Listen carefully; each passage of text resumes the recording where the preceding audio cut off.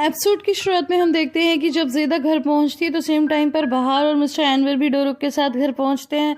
बहार उसे देखकर थोड़ी शॉक्ड हो जाती है। तो उसके बाद में जब वो लोग ऊपर आते हैं तो बहार उससे कहती है कि तुम 2 मिनट घर में आओ, और उसके बाद वो डोरुक को लिटा देती है। और फिर क्योंकि ज़ेदा ने अपने टॉप्स और रिंग तो नीचे ही अपने पर्स में रख लिए थे, तो उसके बाद में वो उसके बैग की तलाशी लेने लगती है। तो फिर ज़ेदा बोलती क्या हुआ, लेकिन उसके बैग में ऑफ कोर्स उसे कुछ नहीं मिलता। तो फिर पर्स पर नज़र पड़ती है और फिर पर्स वो ले लेती है और उसमें से पूछती है कि ये सब तुम्हारे पास कहाँ से आया। तो फिर ज़ेदा बोलती है कि मुझे मिस फजीलियत ने दिया है, लेकिन वो बोलती है कि मिस फजीलियत ने दिया है, क्या बेकार की बातें कर रही हो, तुमने चोरी की है ना। पीछे पड़ जाती है तो वो बोलती है कि नहीं मुझे राइफ ने दिया है एक्चुअली। तो बाहर बोलती है अच्छा फिर से झूठ बोल रही हो, राइफ तुम्हें क्यों देगा।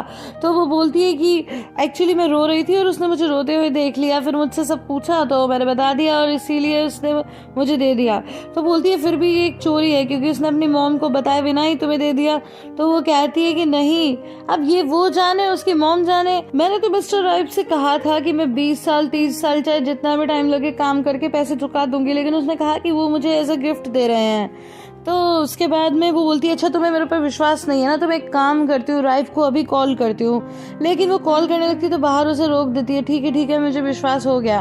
तो इसके बाद वो कहती है ठीक है तो फिर एक काम करना, कल ग्रैंड सेंट्रल मार्केट चली जाना बरशान के साथ। लेकिन बाहर कहती है मैं बरशान के साथ कहीं नहीं जाऊंगी, बस मैंने कह दिया। लेकिन जब नेक्स्ट डे मॉर्निंग में देखते हैं तो फिर बाहर बरशान के साथ जा रही होती है और ऊपर विंडो से ये सब कुछ शीरीन भी देखती है। और शीरीन ने तब भी देख लिया था जब वो रात को वो टॉप्स वगैरह पहन के आई थी।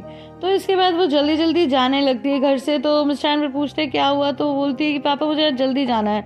और फिर रास्ते में फ़ोन करती है आरिफ को और कहती है कि मुझे आज आने में देर हो जाएगी। इसके बाद वो बाहर और बरशान का पीछा करने लगती है और फिर वो लोग जाते हैं और एक शॉप पे जाकर के वो बेच देते हैं। उसके बाद ये सब तो वो देख रही थी, लेकिन जब शॉप से बाहर वो निकलते हैं तो बरशान की नज़र पड़ जाती है शीरीन पर और शीरीन से कहती है कि क्या तुम हमारा पीछा कर रही थी। तो कहती है कि नहीं मैं तो यहीं से जा रही थी। तो फिर बाहर कहती है कि अरे तुम ऐसे कैसे यहाँ पर आ गई। तो बरशान बोलती है कि हमारा पीछा कर रही है, इतना बड़ा मार्केट है ये वहीं कैसे है जहाँ पर वो शॉप है।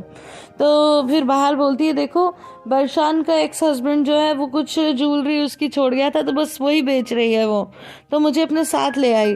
तो वो ज़्यादा कन्विंस नहीं होती और लेकिन वो लोग वहाँ से चले जाते हैं। सीन हम ज़ेदा को देखते हैं जो सबको ब्रेकफास्ट सर्व कर रही थी। तभी मिस फजीलियत देखती है कि वो कुछ अजीब सा बिहेव करे और बार बार राइफ को देखती है, राइफ उसको। तो फिर मिस फजीलियत बोलती हैं कि क्या वो ज़ेदा सब कुछ ठीक है, कल रात कुछ हुआ था क्या। तो वो कहती है कि हाँ ठीक है। इसके बाद फिर वो राइफ से पूछती है तो राइफ एकदम से कहता है कि पता नहीं पर हमने कल रात किस किया था ना, इसलिए शायद वो नर्वस हो रही है। अरे नर्वस होने की कोई बात नहीं है। अब ये सुन करके मिस फजीलियत एकदम शॉक्ड हो जाती है, बोलती क्या। तो बोलते हैं हाँ मैंने और ज़ेदा ने किस किया था ना कल रात। अब इसके बाद तो ज़ेदा भी शर्म से पानी पानी हो जाती है और फिर कहती है कि अरे नहीं ऐसा कुछ नहीं हुआ था, वो तो क्या है ना कि वो थोड़ी रैश ड्राइविंग कर रहे थे तो गलती से हमारे होठ टच हो गए। लेकिन इसके बाद मिस फजीलियत गुस्से में देखती हैं ज़ेदा को और फिर अपने रूम में चली जाती हैं। उनके जाने के बाद वो एक चपत लगाती है राइफ को, बोलती है कि तुम्हें ये सब बोलने की क्या ज़रूरत थी। तो वो बोलता है कि अरे इसमें क्या हो गया। गुस्से में उसका खाना भी हटा देती है और कहती है कि बस तुमने बहुत खा लिया, अब तुम खाना मत खाओ। तो वैसे ये बताओ कि चलो मान लेता हूँ कि मैंने तो अपनी मॉम को चिढ़ाने के लिए तुम्हें किस किया, तो तुमने मुझे क्यों किस किया। तो बोलती है नहीं मैंने तुम्हें किस नहीं किया। बोलता है रहने दो, थोड़ा सा तो किया था। तो बोलती है कि नहीं एकदम से हुआ तो मैं एकदम शॉक्ड हो गई थी, वहीं की वहीं रुक गई, मैंने कुछ नहीं किया। फिर एकदम से बोलता है मैंने तुम्हें ज्वेलरी दी थी इसलिए तुमने मुझे किस किया।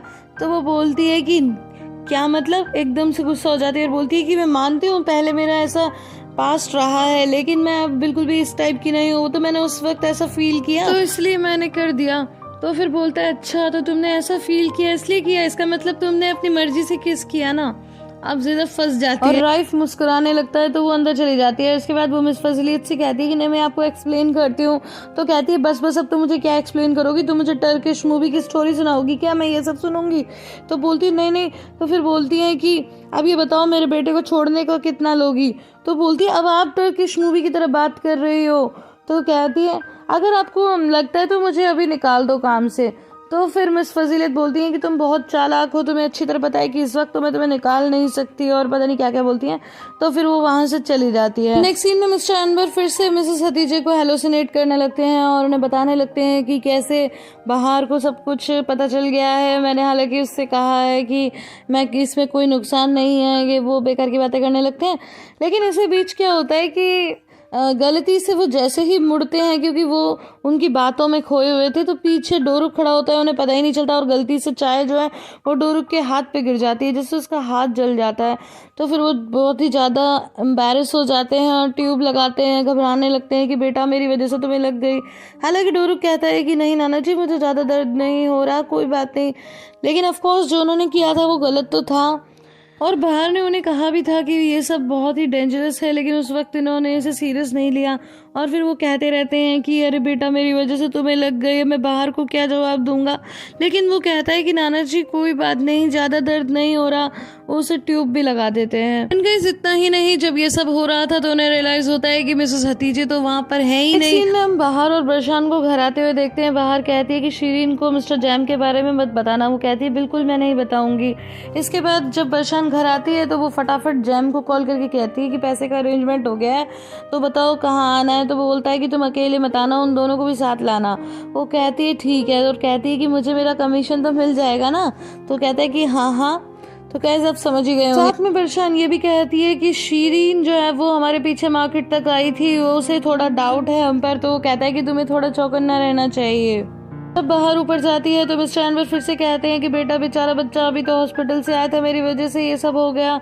लेकिन बाहर भी यही कहती है कि कोई बात नहीं पापा, आपने ट्यूब लगा दी, ठीक हो जाएगा। हम देखते हैं कि मिस्टर अनवर मिसेस हतीजे के स्निकर्स निकालते हैं, उन्हें एक पॉलिथीन में रखते हैं और फिर चल पड़ते हैं। और हम उन्हें रेलवे स्टेशन पर देखते हैं जहाँ वो बैठे होते हैं और बहुत सी ट्रेनें गुजर रही होती हैं। और तभी उन्हें फिर से मिसेस हतीजे दिखाई देती हैं, जिस पर वो कहते हैं कि हतीजे मैं तुमसे बहुत प्यार करता हूँ और मैं कभी भी तुमसे अलग नहीं होना चाहता, लेकिन सच तो ये है कि मुझे एक्सेप्ट करना होगा कि तुम अब नहीं रही। तो वो कहती हैं कि हाँ एनवर यही सच है, लेकिन हम फिर से मिलेंगे, मैं तुम्हारा इंतज़ार करूँगी और वहाँ पर हम कभी भी अलग नहीं होंगे। और ऐसी बहुत सी इमोशनल बातें करते हैं, एक दूसरे को गले लगाते हैं और मिस्टर एनवर तो फूट फूट कर रोते हैं। इसके बाद में सामने से एक ट्रेन आ रही होती है और मिसेस हतीजे कहती हैं कि एनवर अब समय आ गया है। इसके बाद वो उसको पॉलिथीन में से निकाल कर ट्रेन की सीढ़ियों पर रख देते हैं और जब ट्रेन चल पड़ती है तो उन्हें विंडो से मिसेस हतीजे दिखाई देती हैं और फिर वो उन्हें बाय करती हैं। तो मिस्टर एनवर भी रोते हुए उन्हें बाय करते हैं, हालांकि मिसेस हतीजे के चेहरे पर स्माइल होती है। इसके बाद वो पॉलिथीन को डस्टबिन में फेंक कर वहाँ से चले जाते हैं। दूसरी तरफ हम जैम को शीरीन के कैफे में आता हुआ देखते हैं, जहाँ पर शीरीन बहुत ही खुश हो जाती है उसे देखकर, क्योंकि वो तो इम्प्रेस तभी हो गई थी। और ये सब आरिफ भी नोटिस करता है। एंड गाइस मैं आपको बताना भूल गई थी कि लास्ट टाइम जब जैम आया था तब भी आरिफ था, रेस्टोरेंट में थोड़ी देर के लिए आया था और फिर वो अपने काम में बिजी हो गया था।